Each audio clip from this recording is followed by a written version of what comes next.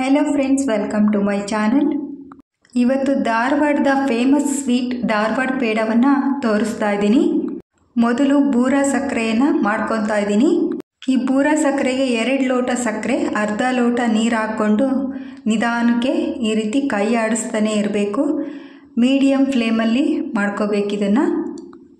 ಈ ಸಕ್ಕರೆ ಪಾಕ ಗಟ್ಟಿಯಾಗೋವರೆಗೂ ಕೈ ಆಡಿಸ್ತಾನೆ ಇರಬೇಕು. ಸೈಡೆಲ್ಲ ಗಟ್ಟಿ ಆಗ್ತಾ ಇದೆ ನೋಡಿ, ನಿಧಾನಕ್ಕೆ ಕೈ ಆಡಿಸ್ತಾನೆ ಇರಬೇಕು. ಈ ಪಾಕಕ್ಕೆ ಸುಮಾರು ಒಂದು 10 ನಿಮಿಷ ಟೈಮ್ ತೊಗೊಂಡಿದ್ದೀನಿ. 10 ರಿಂದ 15 ನಿಮಿಷ ಬೇಕಾಗುತ್ತೆ ಈ ಬೂರ ಸಕ್ಕರೆ ಬರೋಕ್ಕೆ.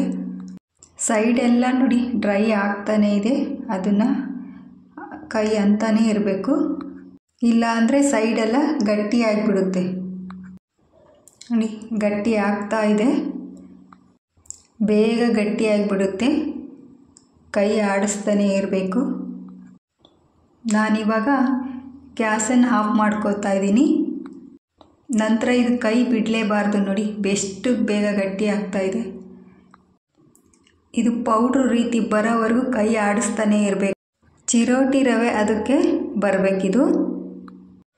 ಕೈ ಬಿಟ್ಟರೆ ದೊಡ್ಡ ಹರಳಾಗಿ ಹಾಗೆ ಉಳ್ಕೊಂಬಿಡುತ್ತೆ ನೋಡಿ. ಎಲ್ಲ ಒಂಥರ ರವೆ ಥರ ರೆಡಿಯಾಗಿದೆ.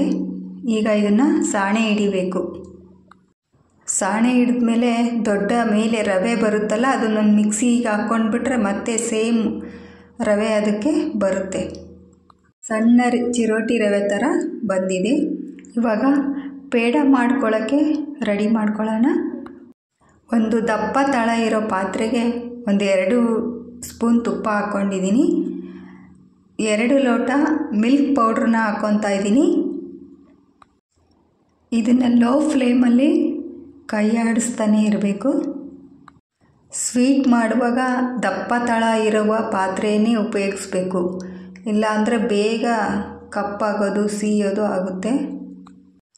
ಈ ಮಿಲ್ಕ್ ಪೌಡ್ರನ್ನ ಬ್ರೌನ್ ಕಲರ್ ಬರೋವರೆಗೂ ನೋಡಿ ಕೈ ಆಡಿಸ್ತಾನೆ ಇರಬೇಕು. ಈಗ ಬ್ರೌನ್ ಕಲರ್ ಬಂದಿದೆ. ಇದು ಕೂಡ ಸುಮಾರು ಒಂದು 10-15 ನಿಮಿಷ ಟೈಮ್ ತೊಗೊಳುತ್ತೆ ಈ ಕಲರ್ ಬರೋಕ್ಕೆ. ನೋಡಿ ಇವಾಗ ಬರ್ತಾ ಇದೆ ಕಲರ್, ಬ್ರೌನ್ ಕಲರ್. ಇನ್ನೂ ಸ್ವಲ್ಪ ಡಾರ್ಕ್ ಬ್ರೌನ್ ಬರಬೇಕು ನೋಡಿ, ಬರ್ತಾ ಇದೆ. ಈ ರೀತಿ ಫ್ರೈ ಮಾಡುವಾಗ ದಪ್ಪ ತಳ ಇರುವ ಪಾತ್ರೆಯನ್ನೇ ಉಪಯೋಗಿಸ್ಬೇಕು ನೋಡಿ. ಇವಾಗ ನಾನೊಂದು 3/4 ಲೋಟ ಹಾಲು ತೊಗೊಂಡಿದ್ದೀನಿ. ಅದೇ ಅಳತೆಯಲ್ಲಿ ನಿಧಾನಕ್ಕೆ ಸ್ವಲ್ಪ ಸ್ವಲ್ಪನೇ ಹಾಕಿ ಕೈ ಆಡಿಸ್ತಾನೆ ಇರಬೇಕು. ಒಂದೇ ಸಲ ಹಾಕ್ಕೋಬೇಡಿ, ಸ್ವಲ್ಪ ಸ್ವಲ್ಪನೇ ನೋಡಿ ಹಾಕ್ಕೋಬೇಕು. ಇಲ್ಲಿ ನಾನು 3/4 ಲೋಟ ಹಾಲು ಹಾಕ್ಕೊಂಡಿದ್ದೀನಿ. ನಿಧಾನಕ್ಕೆ ನೋಡಿ ಕೈ ಆಡಿಸ್ತಾನೆ ಇರಬೇಕು. ಇವಾಗ ಸೈಡೆಲ್ಲ ತಳ ಬಿಡ್ತಾ ಇದೆ ನೋಡಿ, ಪೇಡ ಅದಕ್ಕೆ ಬರ್ತಾ ಇದೆ. ಪೇಡ ಅದಕ್ಕೆ ಬಂದಿದೆ ಇವಾಗ ನೋಡಿ. ನಾವು ಈ ರೀತಿ ತಿರುವಿ ಹಾಕುವಾಗ ತಳ ಬಿಟ್ಕೊಂತು ಅಂತ ಅಂದರೆ ಇವಾಗ ಪೇಡ ಅದಕ್ಕೆ ಬಂದಿದೆ, ಇದು ರೆಡಿಯಾಗಿದೆ ಅಂತ ಅರ್ಥ. ಇವಾಗ ಇದು ಗ್ಯಾಸ್ ಆಫ್ ಮಾಡಿಕೊಂಡು ಇದು ಸ್ವಲ್ಪ ತಣ್ಣಗಾಗೋಕ್ಕೆ ಬಿಡಬೇಕು. ಸ್ವಲ್ಪ ತಣ್ಣಗಾದ್ಮೇಲೆ ಬೂರ ಸಕ್ಕರೆಯನ್ನು ಒಂದು 3/4 ಲೋಟ ತೊಗೊಂಡಿದ್ದೀನಿ. ನೀವು ಸ್ವೀಟ್ ನೋಡಿ ಹಾಕ್ಕೊಳ್ಳಿ. ಚೆನ್ನಾಗಿ ಕಲಸಿ ನಾದಿ ಈಗ ಸ್ವಲ್ಪ ಏಲಕ್ಕಿ ಪೌಡ್ರನ್ನ ಹಾಕ್ಕೊತಾ ಇದ್ದೀನಿ. ಚೆನ್ನಾಗಿ ನಾದ್ಕೊಂಡು ಪೇಡ ರೀತಿಯೇ ಮಾಡ್ತಾ ಇದ್ದೀನಿ. ಯಾವ ಶೇಪಲ್ಲಿ ಕೂಡ ಮಾಡ್ಕೋಬೋದು.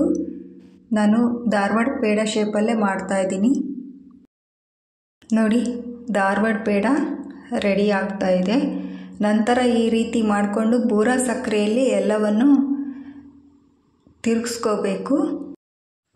ಬೂರ ಸಕ್ಕರೆ ಜಾಸ್ತಿ ಉಳಿದ್ರೂ ಏನಾಗಲ್ಲ, ಯಾವುದಾದ್ರು ಸ್ವೀಟ್ಗೆ ಹಾಕ್ಕೋಬೋದು ನೋಡಿ. ಪೇಡ ಎಲ್ಲ ರೆಡಿಯಾಗಿದೆ. ನೀವು ಟ್ರೈ ಮಾಡಿ ಕಮೆಂಟ್ ಮಾಡಿ.